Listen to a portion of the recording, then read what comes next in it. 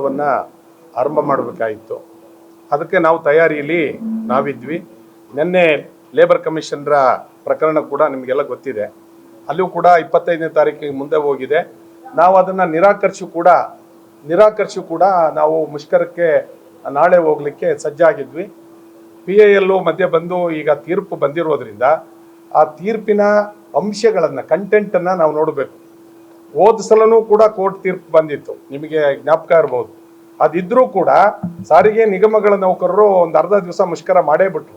ಅಂದರೆ 5/8/25 ಸಂದರ್ಭದಲ್ಲಿ ನಮಗೆ ಕೋರ್ಟ್ ತೀರ್ಪು ಬಂದು ಸಂಜೆ ನಾವು ಹೇಳೋ ಅಷ್ಟೊತ್ತಿಗೆ 5ನೇ ತಾರೀಕು ಈ ರಾಜ್ಯದ ಕೆಲವು ಭಾಗಗಳಲ್ಲಿ ಮುಷ್ಕರ ಆಗಿತ್ತು.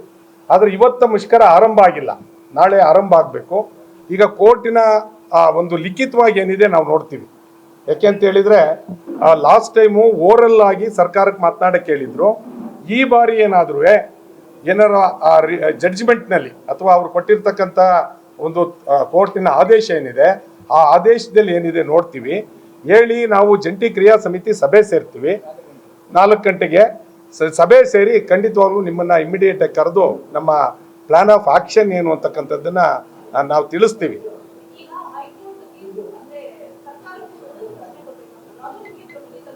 ಅಲ್ಲ, ಅದು ತೃಪ್ತಿ ತಂದಿದೆ ಅಂದರೆ ಸರ್ಕಾರ ಇಲ್ಲಿವರೆಗೂ ನಮ್ಮ ಜೊತೆ ಮಾತನಾಡ್ತಲೇ ಇದೆ. ಕೋರ್ಟಿನ ಆದೇಶದ ನಂತರ ಸರ್ಕಾರ ಹೇಗೆ ನಡ್ಕೊಳ್ಳುತ್ತೆ ಅನ್ನೋದನ್ನು ನೋಡಿ ನಮ್ಮ ತೃಪ್ತಿ ಅತೃಪ್ತಿಯನ್ನು ವ್ಯಕ್ತಪಡಿಸ್ಬೇಕು ನಾವು.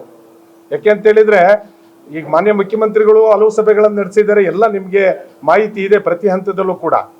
ಸೊ ತೃಪ್ತಿ ತರುತ್ತಾ ಅಂದರೆ ನಮ್ಮ ಬೇಡಿಕೆ ಈಡೇರಿದ್ರೆ ಮಾತ್ರ ತೃಪ್ತಿ ತರುತ್ತೆ.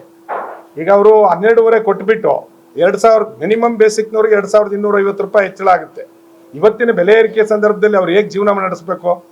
ಸೊ ಇದು ನಮ್ಮ ಮುಂದಿರ್ತಕ್ಕಂಥ ಪ್ರಶ್ನೆ. ಭಾಳ ಮುಖ್ಯವಾಗಿ 1/1/24 ಇದೆಯಲ್ಲ, ಅದು ಒಂದು ರೀತಿ ಇವರೊಂದು ಹೊಸ ಚರಿತ್ರೆ ಆರಂಭ ಮಾಡಿದಂಗೆ ಆಗುತ್ತೆ.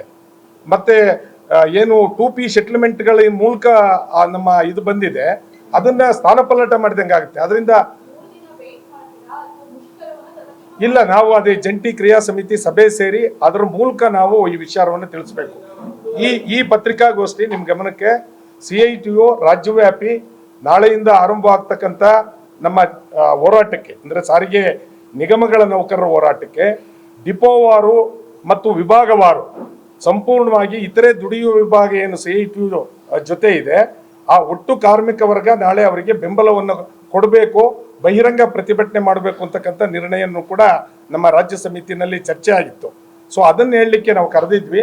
ಇದು ಅಚಾನಕ್ ಈಗ ಇದ್ಕಿದ್ದಂಗೆ ತೀರ್ಪು ಬಂದಿರೋದ್ರಿಂದ ಈಗ ಅವರು ಬೆಂಬಲ ಕೊಟ್ಟಿದ್ದಾರೆ. ನಾವು ಯಾವುದೇ ರೀತಿ ಹೋರಾಟಕ್ಕೆ ಹೋದ್ರೂ CITO ರಾಜ್ಯ ಸಮಿತಿ ಬೆಂಬಲ ಇರುತ್ತೆ.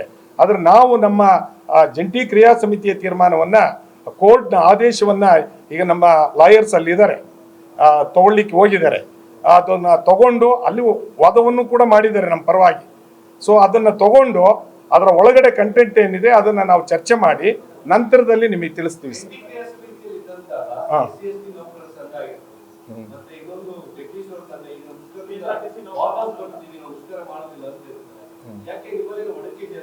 ಇಲ್ಲ, ಯಾವ ಒಡಕೂ ಇಲ್ಲ. ಕೆಲವರಿಗೆ ಬಿಕ್ಕಟ್ಟು ಬಂದಾಗ ನಿಲ್ಲಿಕ್ಕಾಗೋದಿಲ್ಲ.